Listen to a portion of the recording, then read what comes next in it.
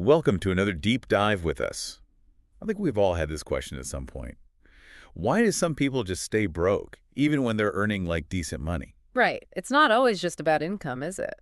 So that's why I'm excited for this deep dive. We're going deeper than just, the surface level stuff. Yeah. We're using this article called Five Psychological Traps That Keep You Broke. It digs into all the psychology and the behavioral economic stuff behind why we struggle with money. It really is amazing how our own minds can totally sabotage our financial success, often without us even realizing it. Okay, so let's break down these five traps, and even more important, I think, let's figure out how we can overcome them. Definitely. So the first one they talk about is instant gratification. Oh, yeah. I think we all know and love instant gratification, but this article is saying it's a big reason why people stay broke. So what are your thoughts on that? Well, it's kind of the classic battle between, our present self and our future self. Mm. I mean, think about it, right? Buying all those luxury items on credit, like splurging when you go out to eat instead of investing that money, or maybe that shiny new car with the huge monthly payments. Yeah. I mean, we get that immediate dopamine hit, but it's often at the cost of our long-term financial well-being. Right. It's like we're putting our present self's happiness way above our future self's security. Mm-hmm. But is there, like, a downside to delaying gratification too much? Oh, for sure. Do we risk becoming, like, too frugal and missing out on all the good stuff that life has to offer? That is a great point. I mean, it really is all about finding that balance. Yeah. It's not about saying no to every little pleasure, but rather like being mindful and aware of the choices that we're making. Yeah. The article makes this a really interesting connection to the famous marshmallow experiment they did with kids. Oh, yeah, I remember that. Do you remember that one? Yeah. So the kids who could resist eating the marshmallow, right away in exchange for two later on, they actually ended up having more success later in life, and not just financially, but in other areas too. Interesting. They developed that ability to delay gratification, which was super important. So it's like our adult version of the marshmallow test, resisting that, like, impulse buy at Target so we can have a better financial future. Right. But how do we actually do that? Yeah. Like, what are the practical strategies? Because willpower, I don't know, that only takes you so far. Oh, yeah, absolutely. Willpower is like a muscle. Like, it gets tired, right? For sure. But the article gives a few tactics we can use. Okay. One is the 24-hour rule. So before you go and buy anything big, you give yourself a full 24 hours to just cool off. Okay. This really often helps you avoid those decisions that are impulse-driven that you might regret later. Makes sense. Another is automating your savings and investments. Oh, interesting. So you set it up so that money goes directly into your savings or investments before you even get a chance to spend it. Okay, I like that. Out of sight, out of mind, right? Exactly. The article also talks about the power of visualization. Hmm. So before you give in to that impulse buy, take a minute, close your eyes, and picture your future self thanking you for making the responsible choice. Okay. Picture yourself actually achieving those financial goals. So it's like this mental tug of war between your present self who wants it now and your future self who's going to benefit from your good choices. Okay, I get it. Let's move on to the next trap. Lifestyle inflation. This one feels super relevant today when everyone's always pushing you to upgrade your stuff and stay on top of the trends. It's so common, right? As our income goes up, so do our expenses. We get a bigger house, a nicer car, a new wardrobe. It happens so slowly sometimes you don't even realize it's happening. Yeah, the article talks about this thing called hedonic adaptation, which I think is really interesting. Like, our brains get used to a certain level of comfort, and then we just want more. Right? It's like we're stuck on this treadmill of always chasing the next best thing. Exactly, and that's the danger zone because we end up sacrificing long-term goals just for these upgrades that don't last that long. Yeah. There's actually research by Kahneman and Deaton that found that, earning more money does make you happier up to a certain point, but after a certain income level, spending more doesn't really move the needle on how happy you feel. So there's a limit to how much happiness we can actually buy with stuff. That's kind of a bummer. It is. It challenges that idea that more money always equals more happiness, What's interesting is this research also shows that even people making six figures can struggle financially because they haven't figured out how to manage lifestyle inflation. It's like they're running on that hedonic treadmill, always trying to keep up with their own wants. Yeah, precisely. So how do we get off that treadmill? Yeah, how do we break free? The article talks about a few key strategies. So first, treat those raises like a chance to boost your savings and your investments, not like a free pass to upgrade your lifestyle. Okay. Another is to make the choice to live a low-cost lifestyle. And this Hmm. isn't about depriving yourself, it's about figuring out what's truly important to you and finding happiness in the simpler things in life. So maybe skip the fancy vacation and invest in a nice, cozy staycation. Use the extra cash to pay off debt, invest in your future. Exactly, exactly. Or maybe instead of, upgrading your wardrobe, invest in experiences, things that build memories. It's about shifting our focus away from, like, the material stuff Yeah. and towards experiences, relationships, personal growth. Right. And the article also highlights how important it is to set clear financial goals, like having a plan for your money, a vision for the future. This can help you resist those temptations to inflate your lifestyle with each raise or bonus. So it's about, like, being in control of your financial future instead of just letting things happen. Yes, exactly. Okay, let's get to the third trap. This one feels like it goes deeper than just our spending habits. It's about how we see money, the scarcity mindset. Tell us more about that.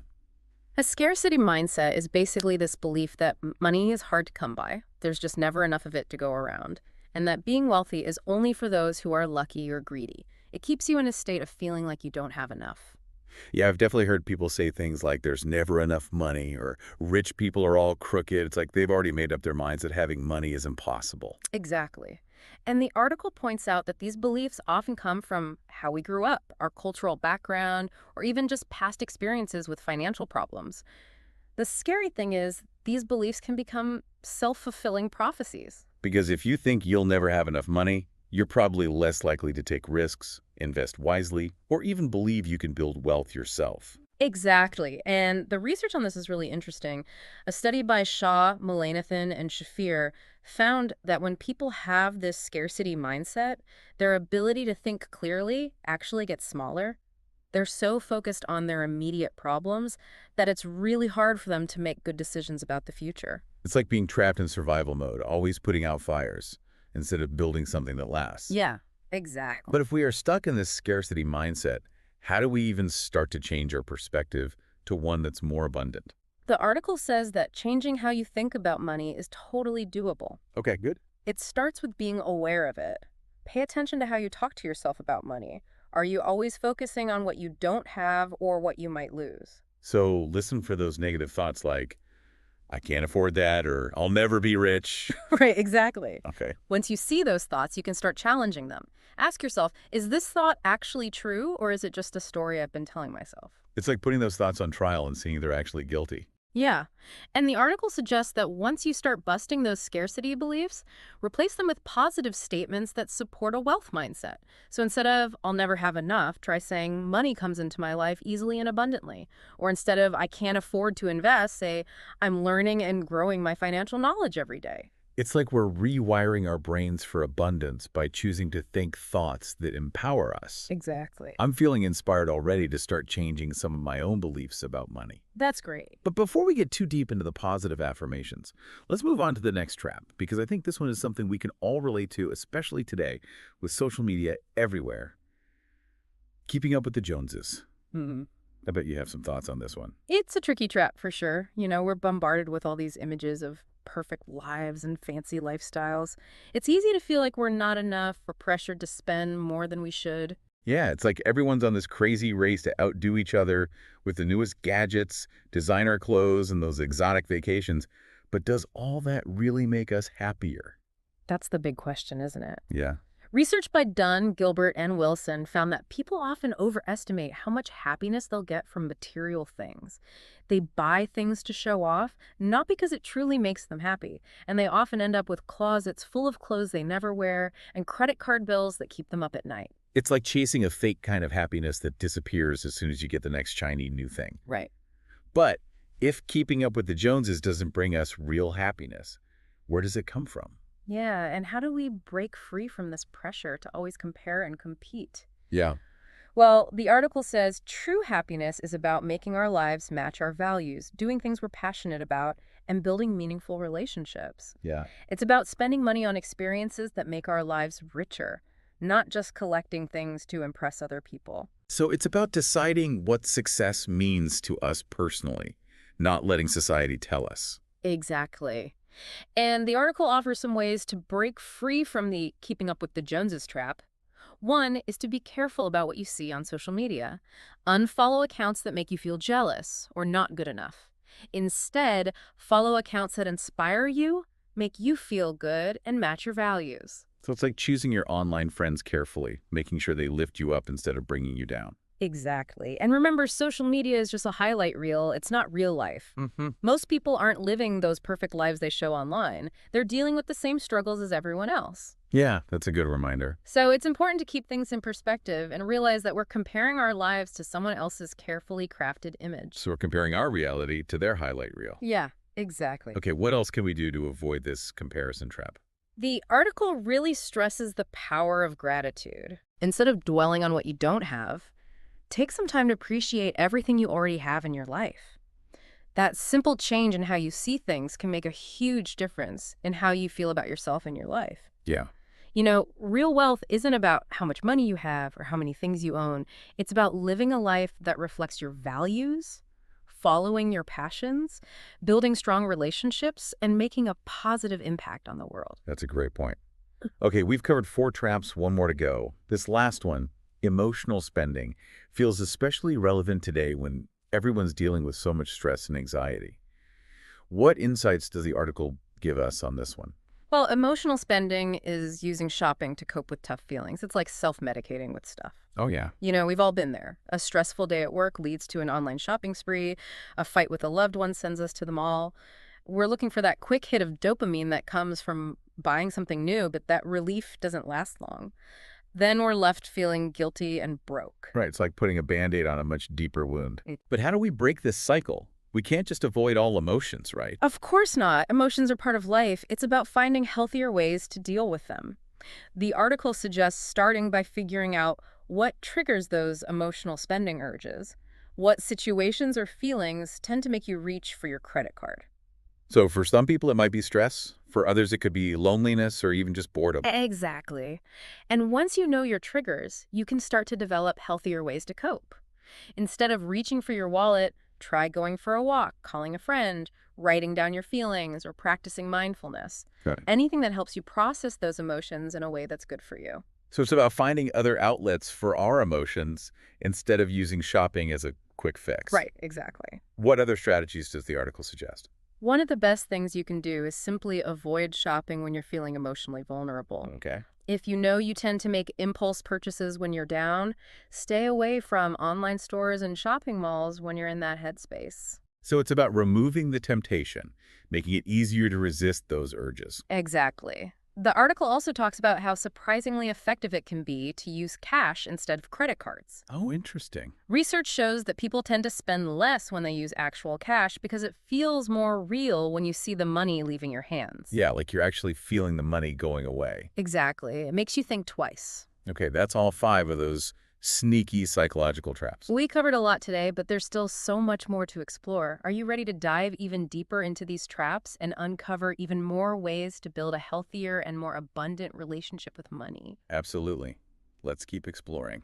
Then join us for part 2 of this deep dive, where we'll dig even deeper into these psychological traps and uncover more practical strategies for reaching financial freedom and living a truly abundant life. Welcome back to our deep dive into those psychological traps that can really mess with our finances, even when we think we're doing all right. Last time we were uncovering those 5 sneaky habits that can sabotage our money goals.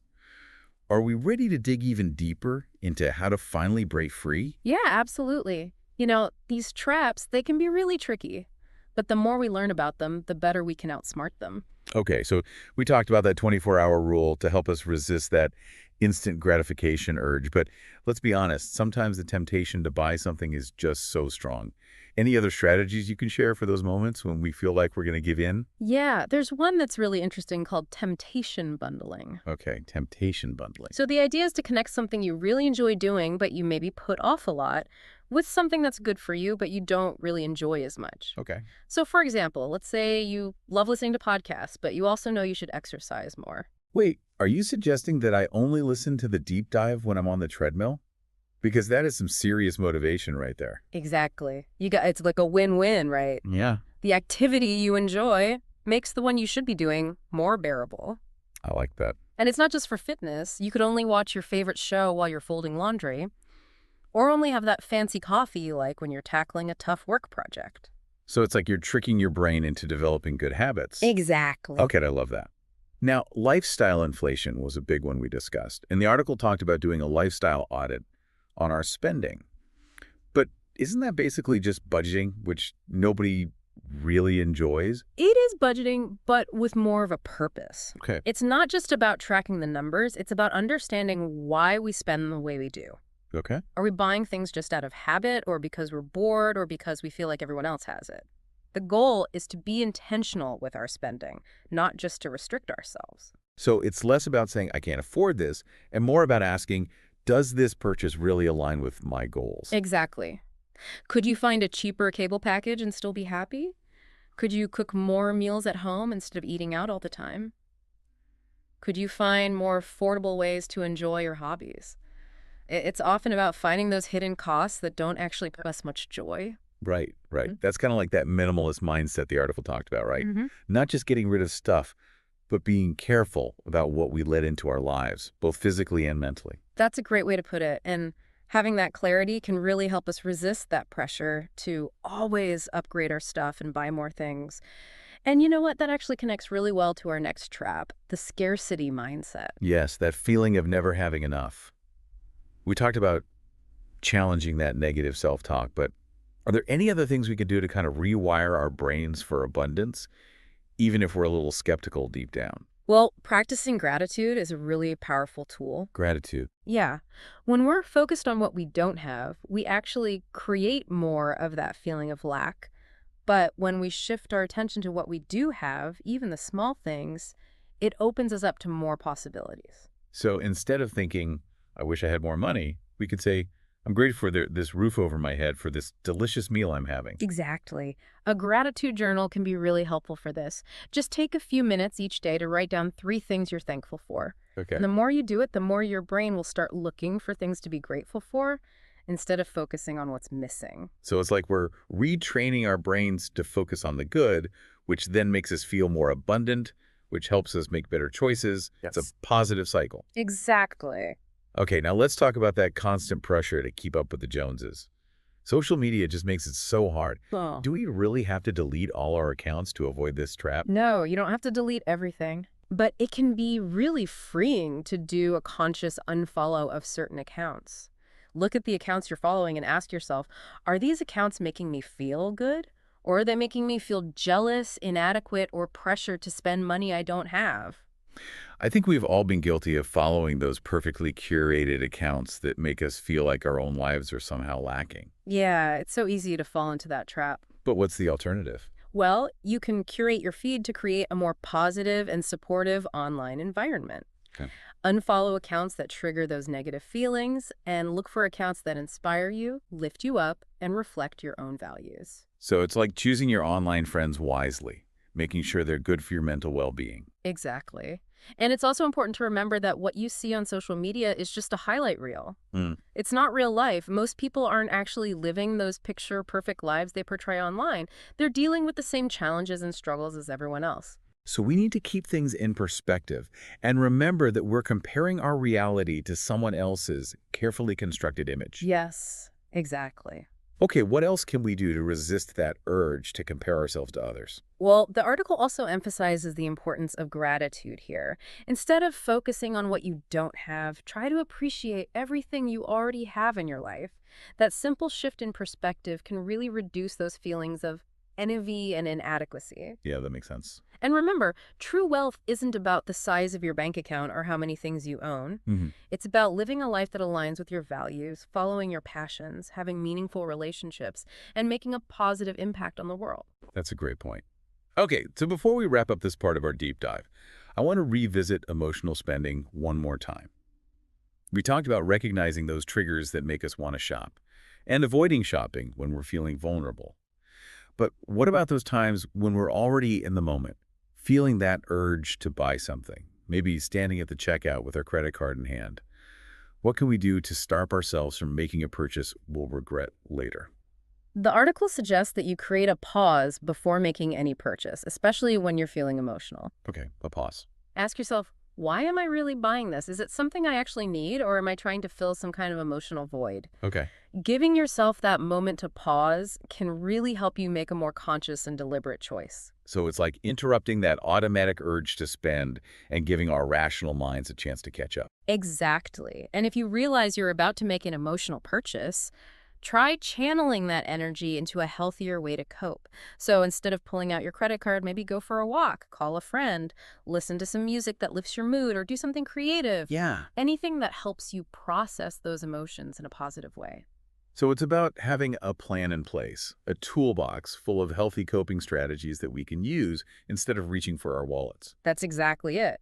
And if you find that you're really struggling with emotional spending consistently, it might be helpful to reach out to a therapist or a financial counselor.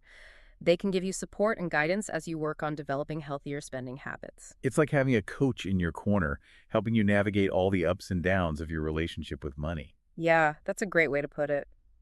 We've covered a lot of ground in this part of our deep dive. We explored all those nuances of the 5 psychological traps and looked at some really practical strategies for overcoming them.